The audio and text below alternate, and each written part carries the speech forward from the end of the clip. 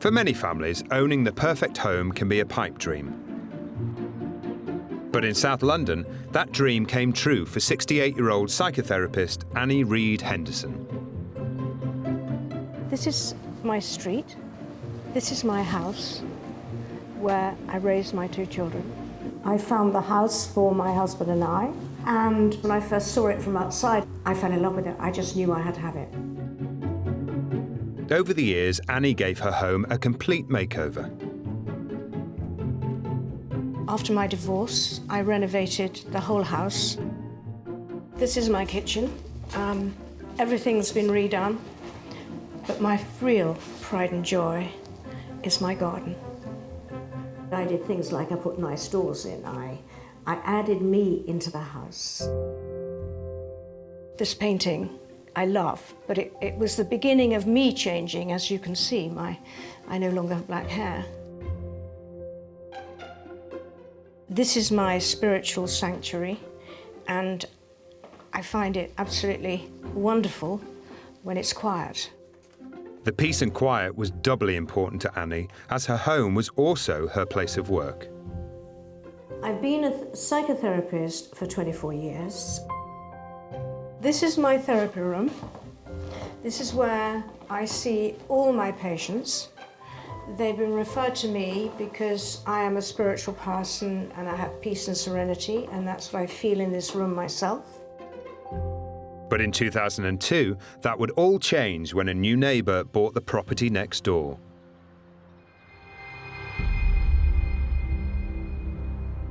The first time I met him, he was very charming, and he told me it was going to be his dream home for his wife and his family, and that he would be developing it. I thought, well, this is fine, you know, 18 months, 2 years maximum. Initially, there was noise, there was movement, but actually I embraced it as, you know, this is what people do when they develop their homes. Annie's home was no longer a spiritual sanctuary, as the extent of the building works escalated over the months. Can you hear that noise? There's been drilling this morning, and they'll be drilling any second again. There we are, more drilling. The noises I would hear next door vary from huge noise to just an irritating sort of fiddling around next door. And it didn't stop there. One day I had to sit in my car to make a phone call because I couldn't speak in the house. It began to affect her livelihood as clients were driven away by the noise.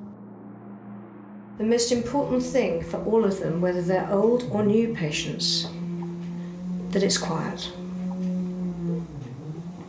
And is it quiet right now? No.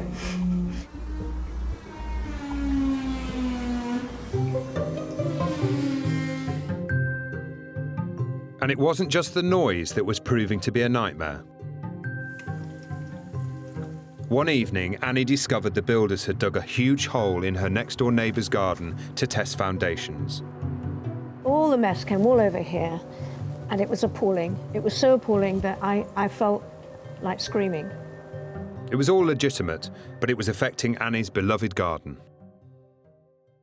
The fence was quite low, and I looked over, and I realised his garden had been dug down so far that my plants were going to die.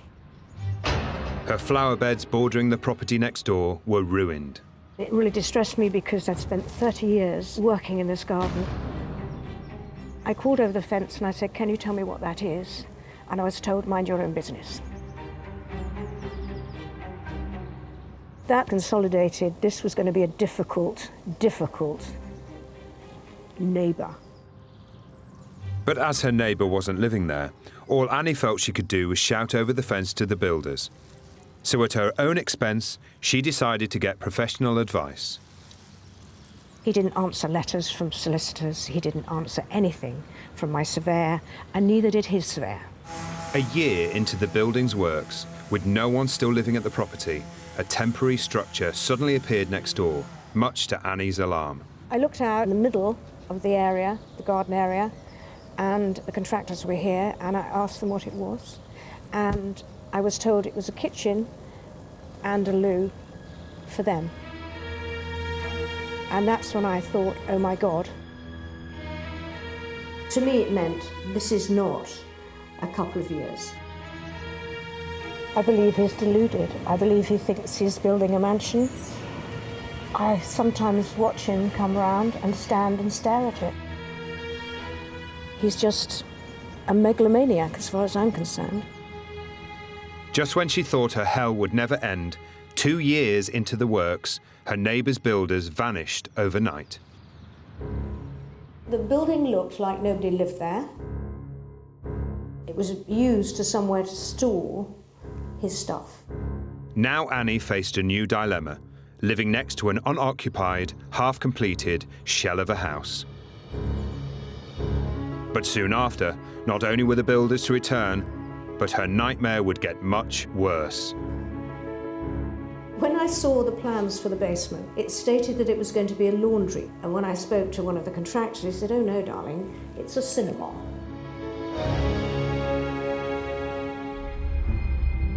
The plans were now far beyond a simple refurbishment. After more than 5 years of noise from the building site, one thing remains strangely silent. Her neighbour. How do you get a resolution when somebody will not talk to you, won't respond to your lawyer's letters or your surveyor's letters? Despite complaining to her local authority a number of times over the years, Annie claims that they have been little help. I was constantly told by them when I made a complaint that they had no powers. They couldn't tell him when to finish. I went to the council meeting to hear what they were going to say, you know, obviously review everything. Couldn't believe it. Everything was nodded through. Finally, after 8 years and endless building work, the scaffolding next door came down. But Annie can't stand what remains. That building there, I've named the bunker. It was attempted 4 times to get to where it is now. And frankly, it's hideous. More than a decade of disturbances and living next door to a building site has also affected Annie financially. I haven't earned any money for 3 years, which I think is criminal, personally. Legal fees, repairing the garden and loss of earnings have left Annie financially strapped. The costs so far are roughly about 35,000. Might well be more. The man has no consideration for a human being living next door because he doesn't give a shit. With her endless complaints seemingly falling on deaf ears, it's made Crusader Annie consider taking matters into her own hands. It made me want to be violent, not physically, but emotionally. I wanted to hurt him. I even bought some long nails that I put around his vehicles so he had a puncture. I didn't do it because I thought, no, that's not very spiritual, it's not very humanistic and whatever. I wish I'd done it now. Although the building work appears to be nearing completion, Annie's not convinced her nightmare will ever end. I get angry that, 12 years on, it isn't finished and it looks revolting. There's going to be no end. It's going to be like this for the rest of my life.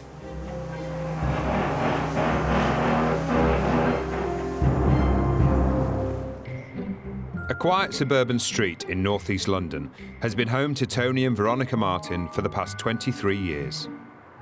I was actually born in Woodford, so I've lived in Woodford all my life. This particular area's got a village atmosphere. Everyone seems to know each other.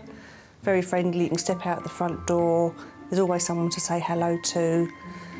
People get on with each other. Next door to them is Tariq Ahmed. On the other side of Mr. Ahmed, in her detached home, is Helen Corlin.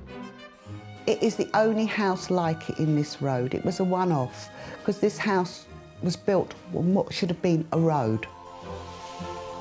For 4 blissful years, the Martins, the Ahmeds and the Corlins all got along well.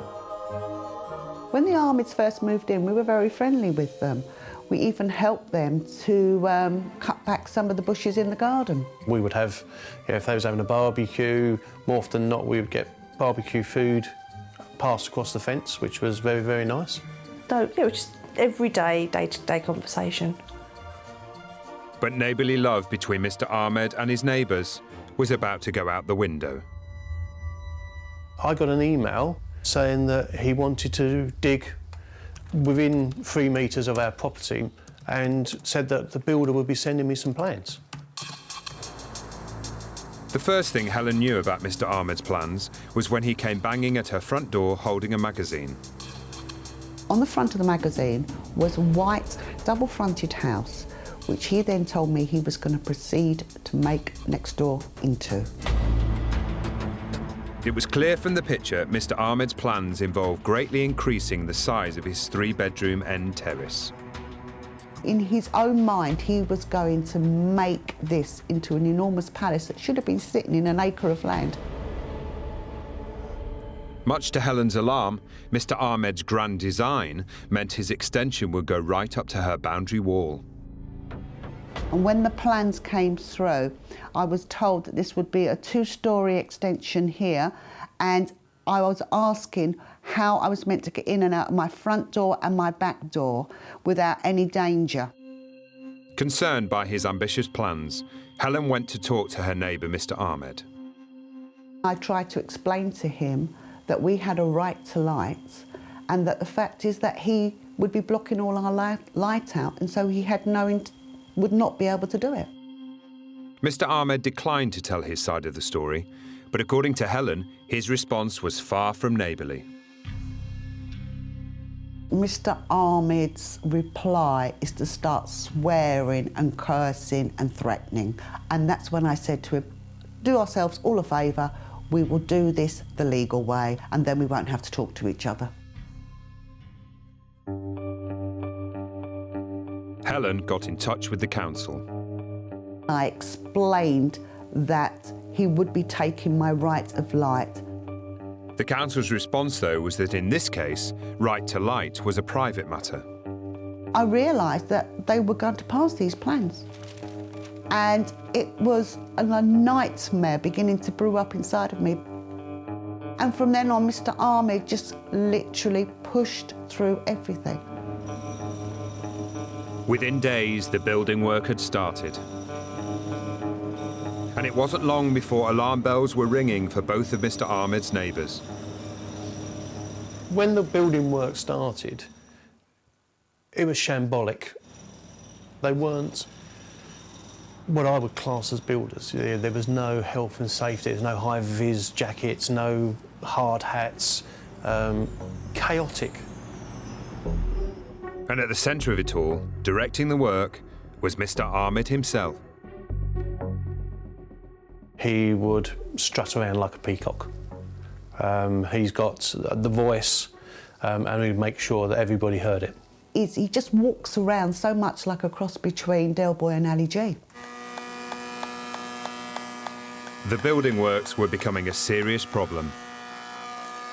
The noise the whole time during the build was absolutely horrendous. No matter what, he was determined to work 12, 14 hours a day on this site. There was no cut-off for us. We felt like we were living on the building site constantly. As Mr. Ahmed's extension progressed, it began to cast a shadow over Helen's home life. You never seem to get the sunshine or the warmth into the house anymore on a nice day. You sort of like always feel like it's winter. Her once light and airy house was now shrouded in darkness. Every day now, I can't even come into this room without having to put lights on. And the distance separating the two houses is just a few feet, or the length of Helen's mum's walking stick. The house still hasn't been signed off by building regulations, and in Helen's opinion, it's unsafe. The war's so dangerous, and we're just left living this nightmare, aren't we, Mum? Yes, definitely. Helen's once happy home was fast becoming her idea of hell. It has not been finished at all. The workmanship is absolutely horrendous. It's even bowing at the top. makes me feel totally claustrophobic, and I literally feel like the walls are coming in on me. It got to the stage that I was frightened to even come out into the garden because there was just builders everywhere. But for Helen Corlin, living next door to nightmare neighbour Mr. Ahmed was about to get a whole lot worse. It was early spring. They took out the back supporting wall. They left the upstairs walls and they took out the back of the ground floor, the back wall and the side wall. Helen feared the house next door was unstable and could fall down. We could have lost our house and we could have lost our lives because our windows are on that side of the house.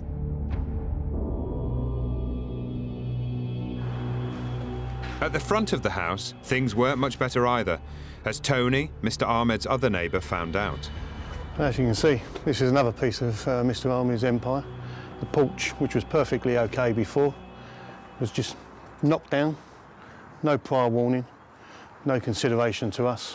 When they knocked it down, all the rubble and the dirt and everything come onto our land. They didn't do anything to protect our wall, so it got soaked. The other one used to come to here, and it was a perfectly good porch. Again, it's back to that no consideration for us, no consideration for our property at all. As the building work next door progressed, Tony began to notice worrying damage to his house. And the first thing I immediately saw was a huge crack, which literally went right across the whole hall.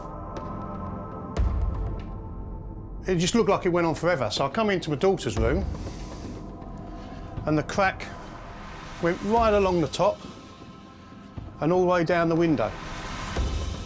I was absolutely furious.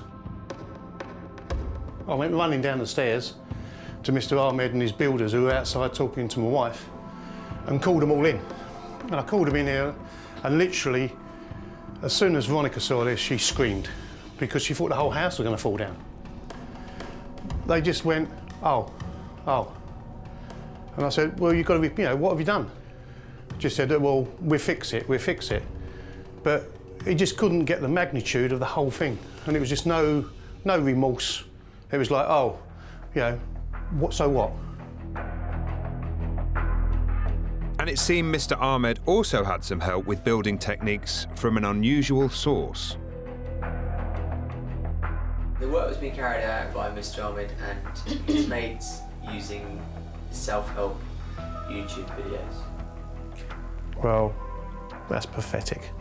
It's as simple as that.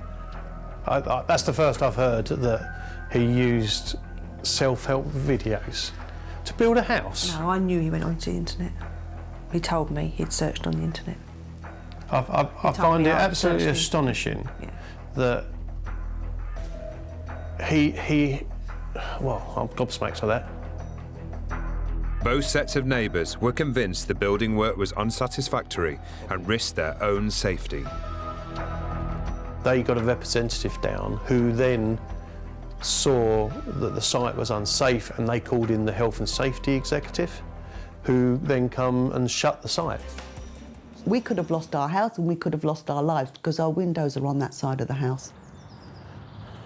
Peace returned to the street for the next 3 months. Mr. Ahmed was instructed that if he wanted to finish off his extension, he would need a structural engineer. His neighbours were still living next to the nightmare, but at least they could take comfort a professional was now in charge. But more trouble soon came knocking at their door.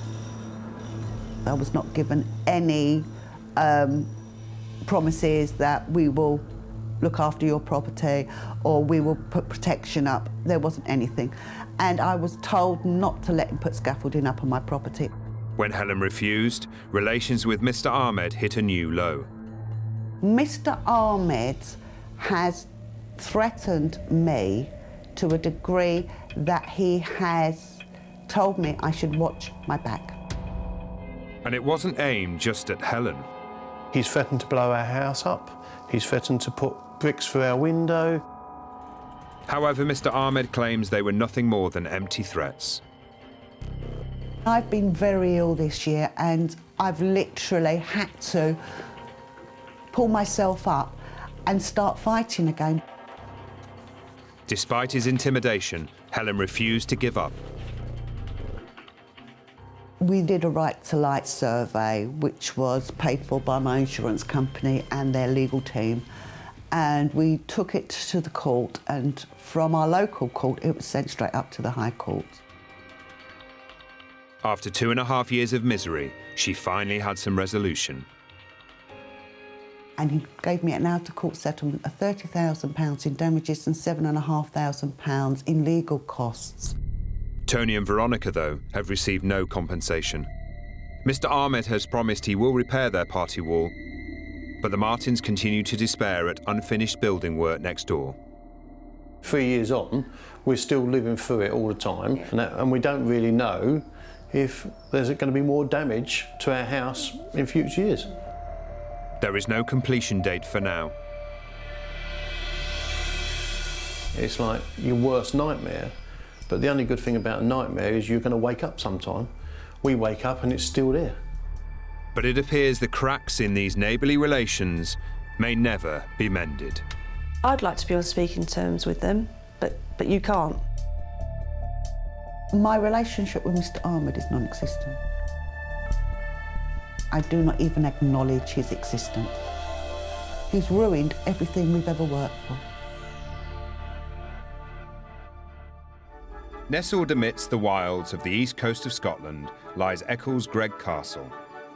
It's the former home to the Forsyth Grants, a proud family with a distinguished military history.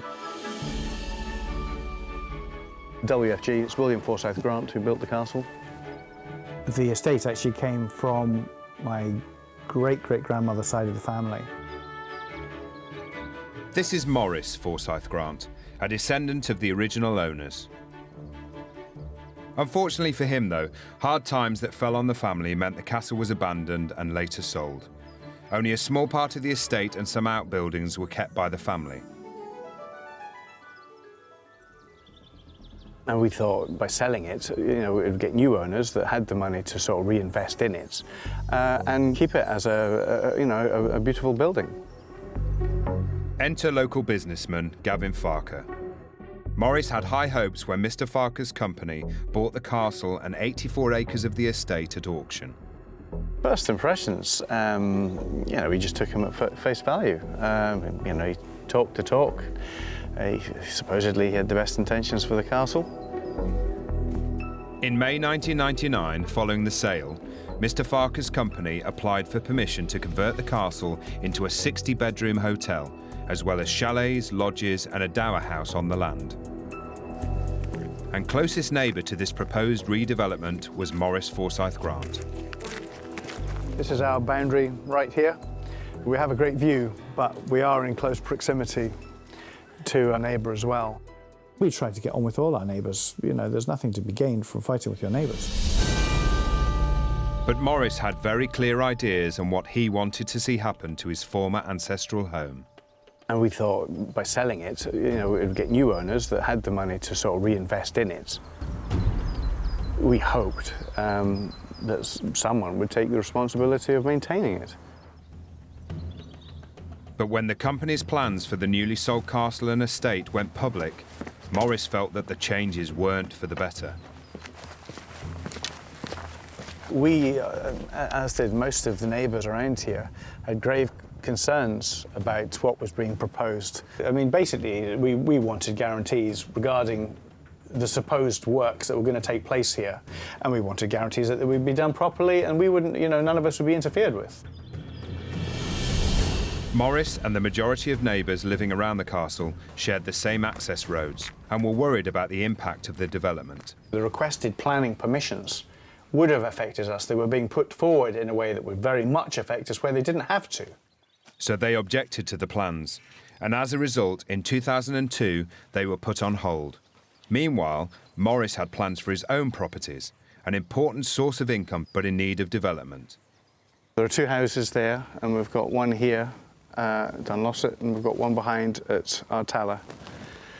It's our intention to rebuild these, bring them up to a modern standard, make them much more attractive than they are at the moment. Now it was Maurice's neighbours' turn to object. Dear Mr. Cree, we wish to strongly object to the above on the following basis, and this is from Farquhar Estates Limited. Mr. Farquhar's company, which owned the castle, objected to Morris's scheme and planning permission was refused. Most of his objections were completely unreasonable. We had relevant and real concerns about what was being attempted. His objections just don't make any sense at all. With both neighbours disrupting the other's plans, there was deadlock on the estate.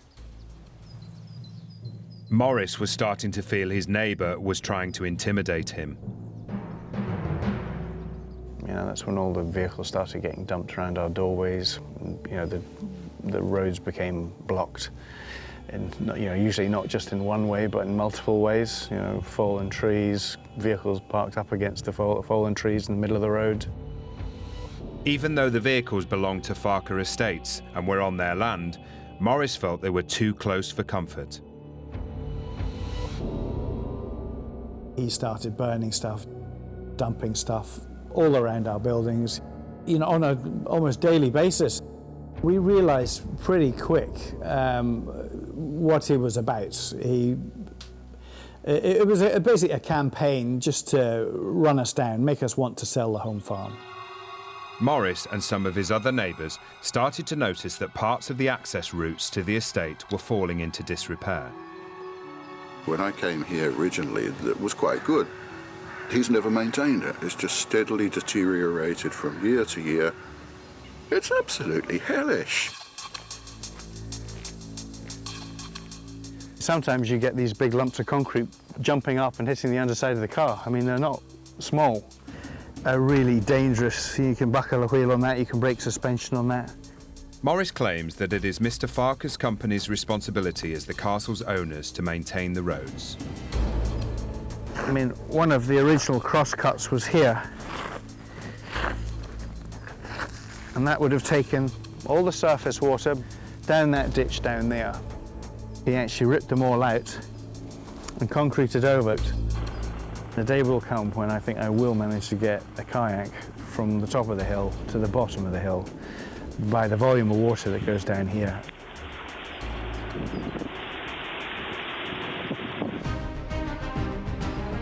As well as the terrible roads, Morris was also appalled by the state of the castle itself. Basically, all the roofs pretty much have collapsed now. But unfortunately, it's just gone to rack and ruin. Of great concern, I think, at the moment, which will be the end of the building, is the front crow step gable up here. You can actually see it's actually leaning out at quite an angle, and once that does come down, it will probably just take the whole front facade with it. He has fiddled about with little bits of roof, but basically all the roofs pretty much have collapsed now. Despite now living in more modest barracks, just a stone's throw from the castle, Morris has kept the proud family tradition going on his part of the land. This is some of the old ancestors. That's William Forsyth Grant. He actually built the castle in 1840. That would have been his uncle, William's father, and Joseph. They founded Canada's first bank. That was William's wife. 160 years ago, things were very different for the Forsyth Grants. Once lords of the manor, but today in dispute with the castle's new owners. You try not to let it affect you, but it's very hard not to. You just acquire a sort of siege mentality. Basically just had to hunker down, try and continue our businesses as best as we could. Morris felt his vision of his family's proud past was fading around him. All this stuff was just sort of towed into the trees and dumped. But Morris felt it was all aimed at him. And he has a clear opinion as to why the owners of the castle have allowed the estate to fall into such disrepair. Basically, make everything around us unattractive to anyone else to buy, and thinking that we would have to sell, he's sort of started this campaign. While the castle's owners continue to make plans for development, Morris feels the disruption is making it hard to carry on living on the estate. family motto, stand fast, rightly or wrongly. I've no intention of leaving Ecclescraig. That view is all I need, really. I can forget the mess and the junk being dumped behind us. Farker Estates declined to comment on any of Morris's accusations. But all plans for the estate seemed to have ground to a halt while both parties continued to object to the other. Morris feels he is unable to move on. It certainly cost us probably tens of thousands in lost revenue. I've probably spent months and months of nights not sleeping, just for fretting, anger, because you just have to wear it. You can't get rid of this. It's ever present. Look, my car for socks for now. You try not to let it show for the rest of the family. You know, you try to behave normally, all the rest of it, take it on the chin. But it is just really hard. It's really, really hard for year after year after year of this constant attrition. I don't know what I could give to have this resolved. Do you want to go down and play with your cars, Maxie? I don't know. There's no way I don't think it could be resolved. Following his 13-year battle with Mr. Farker and his company's plan for the castle, there has been a heavy price to pay for Morris. In 2011, his wife moved out of the family home. Became too much for, the marriage in the end. But no, we put up a pretty game fight for a very long time. But I think this would have broken any family. But finally, Morris may have a new focus that might help him forget the castle next door once and for all. We've got consents for 3 wind turbines at the moment. I mean, it's hard to find a windier site than this. Our motto was always, has always been stand fast, and we will do that. We still have plenty to build with here. And what always rings in my ears is Churchill's words: "We will never surrender." And hopefully, as he stands firm, the castle and its new owners can look to the future as well. In Nottinghamshire, Sally and John Johnson live in the peaceful town of Hucknall with their 2 adult sons, Jack and Guy. We knew we could be happy here, happy family home, hey darling? Yeah. And it was, and that's what we made it. Next door to them was 41-year-old taxi driver Bob Weir, and for 14 years they lived side by side in harmony. We got on very well. Yeah, he used to make fun of the boys, didn't he? If the boys were laughing out in the garden, he'd pop over the fence, and the boys loved it as well. They got friendly with him. And if I was cooking, he'd say, "Oh, Sally, that smells lovely. What are you having for tea tonight?" And he was a nice chap. But in 2009, neighbourly relations would change when Bob noticed a problem with their shared chimney. Bob, our next door neighbour, had noticed some damp patches on his wall, so he'd asked me to come round and have a look, which I did. And I said, we're going to get some builders in to check our side of the chimney anyway, so I'll get them to check the whole lot and see if it needed pointing. Oh, goodness me. What should have been just a normal pointing job turned into a bit of a catastrophe, really, didn't it? The chimneys were in a dreadful state of repair, so much so that they'd started to collapse in on each other. And it was a job that needed doing. We couldn't have delayed it. For Bob, the urgent nature of the building work posed a problem. Each house is responsible, obviously, for their own side. But we knew at the time that poor Bob wouldn't be able to pay. He was out of work due to an injury he had. And we stepped in, thinking we were being good neighbours. The Johnsons offered to pay Bob's £872.50 share of the costs. Bob then said, well, when I get my compensation for my injury, I will pay my half back. And I can remember it so clearly because the builder was here as well. Yeah. And he turned round and said, what lovely neighbours. With the builder as a witness, the Johnsons paid to have the work done. It was completed to everyone's satisfaction, and 2 years passed by with no mention of the money. Then one day, the Johnsons spotted some surprising activity next door. One morning in June, we noticed that a massive skip had arrived right outside the house. Bob was there with his friend, ripping down ceilings. He had all new windows fitted. And it suddenly dawned on John and I that perhaps he had received his compensation money. It hurt us to think, why hadn't he come and said something? Because really that was like waving a red flag to a bull. With alarm bells ringing, Sally decided to confront the situation. Sally typed a nice, polite note, put it through Bob's door. And they were shocked by the response. I'm not being funny or anything, but it has got nothing to do with you about compensation. Keep your nose out of other people's business. And then Sally started to suspect that news of them chasing the money had spread to the street. And I'll never forget one day somebody even spat on the pavement while John and I walked past. I used to hold my head down because I was frightened to look up into people's faces, and yet part of me wanted to turn around and say, hey, we're not the naughty people here, we're telling the truth. The 14-year-old friendship was in tatters, and determined to prove they were in the right, the Johnsons decided to take things one step further. The only course of action we could take now was to take legal advice, take him to court and sue him to get our money back. We were determined, weren't we, darling? Yeah. We trusted him and he let us down. Convinced they'd have a battle on their hands to make Bob pay up, the court proceedings began. But then they received an unexpected visitor. Bob's friend came to the door and he said, about the money, Sally? And I went, yes. He said, Bob can only afford to pay £800 and that's in instalments. And no, it's not £800, it's £942.50p with the court costs. Bob's not interested in the court costs. I says, well, I am, I'm sorry. I thought, you cheeky monkey. And I just went in. Sally's risky move of rejecting the offer still left her out of pocket. Soon, though, Bob's friend returned. And he said, how much is the whole amount? And he wrote on the cheque the whole amount and handed it over.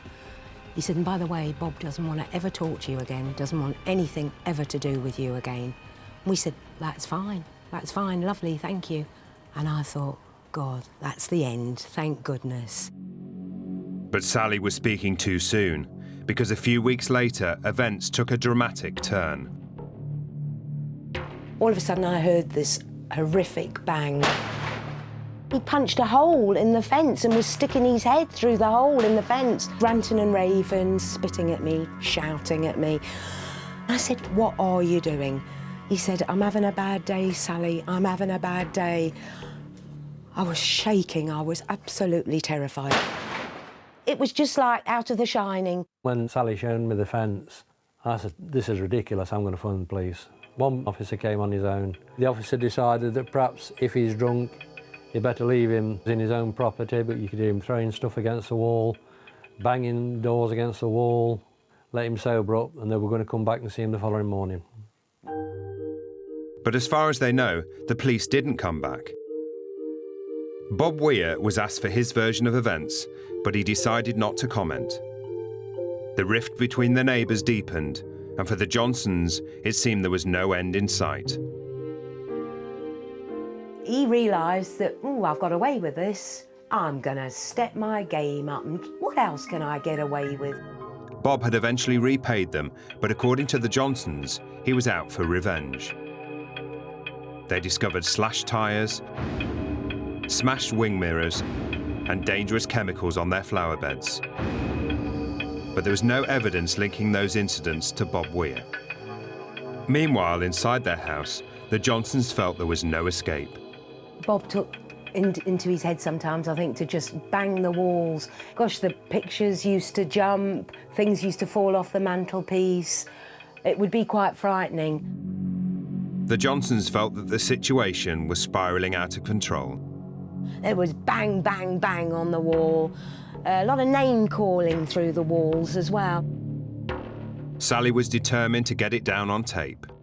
I stood in here thinking, come on then, come on. I will record you now, and people will hear exactly what you do to us. Come on now, Johnsons. Come on. Do you think you've been Oh, it makes me so angry to think that somebody can talk to me like that, shout that, as if I'm scum. It made me so upset. And I thought, but at least someone will believe us that that is what he is saying to us, that we've had to live with that for nearly 2 years. But she was wrong. She called the police to report what she felt was verbal abuse. A 41-year-old man was interviewed under caution, but wasn't charged.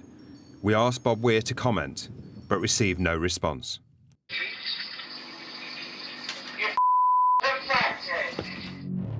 By now, Sally had called the police numerous times. Each time he got away with it, that gave him a little bit more, oh, I'll do something else. But the Johnsons had no idea that a verbal exchange over the garden fence was about to turn violent. John Johnson and his 2 grown-up sons ended up in a physical fight with Bob Weir. Sally was horrified by the aftermath. Looked like you'd been in a fight. Yeah. And I suddenly thought, how dare you do that? How dare you do that to my boys? And I thought I could have lost everything in that couple of minutes. And then I felt very angry because I thought, come on, policeman, do your job. And I think they told me at one point, then they calm down, calm down. I thought, calm down, mate, when I've just seen what's happened to my men. Both the Johnsons and Bob Weir phoned the police. Bob told them he had been assaulted by 2 men while he was in his garden and was himself taken to hospital. The police decided there was insufficient evidence to prosecute either party. And when we asked Bob Weir about the incident, he said nothing. It was awful to live knowing that somebody feels that way about you and is prepared to go to those lengths to hurt you.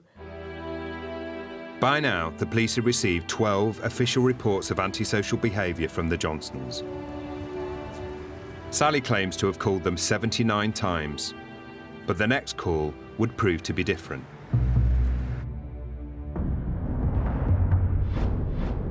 One night, 2.5 years after the Johnsons had first lent Bob Weir over £800 for chimney repairs, they got a phone call from a neighbour.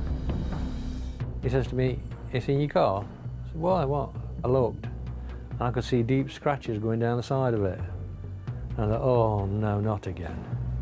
Because the neighbour had actually witnessed Bob Weir damage the Johnsons' car, the police arrested and charged him. We finally went to court, and although Bob still denied that he hadn't caused the damage to the car, he was found guilty. And I can remember sitting there. Well, I cried, didn't I, John? I don't mind admitting that, I cried. Cried with joy. I cried with joy. Bob Weir was found guilty of criminal damage and given a 2-year conditional discharge. Soon after his conviction, he moved away, and after 2 years of living a nightmare, John and Sally felt they could finally live in peace.